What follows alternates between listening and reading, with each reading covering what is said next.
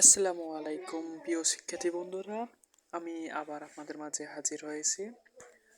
আজকে এখন আপনাদের মাঝে আমি ক্লাস 6-এর গণিত প্রশ্ন নিয়ে হাজির হয়েছি। এখন আপনাদেরকে ক্লাস 6-এর যে 30টা নৈবেত্তিক থাকে এটার সমাধান করে দেখাবো। উত্তর সহ আশা করি সবাই শেষ পর্যন্ত পাশে থাকবা।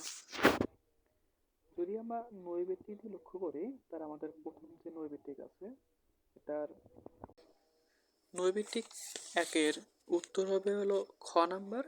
তোমরা যদি সাধারণ ক্যালকুলেটর দিয়ে দুটোকে গুণ করো তাহলে উত্তর পাবা।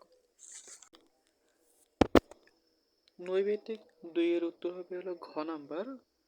নৈবেত্তিক 3-এর উত্তর হবে হলো ঘ নাম্বার। নৈবেত্তিক 4-এর উত্তর হবে হলো খ নাম্বার। 5-এর উত্তর হবে খ। 6-এর উত্তর হবে খ। 5-এর উত্তর খ।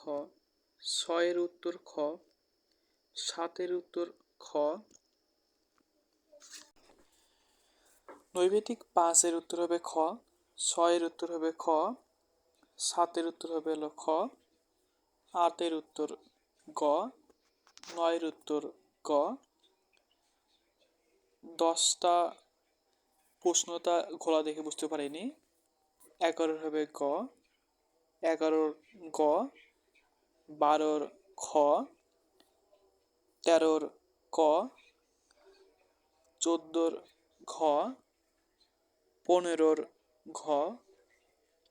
16-র খ। 17-র খ। 18-র গ। 19-এর খ। 20-এর খ। 21-এর খ। 22-এর ক। 23-এর গ। 24-এর খ। 25-এর খ। 26-এর ঘ। 27-এর ক। 28-এর ঘ। 29-এর খ। 30-এর খ। এই 30টা নৈবেত্তিক ভালো করে দেখে যেও, ইনশাল্লাহ 30টার 30টাই পরীক্ষায় আসবে। এরপর তোমাদের সৃজনশীল সৃজনশীল থাকবে হলো 8টা, লেখা লাগবে হলো 5টা।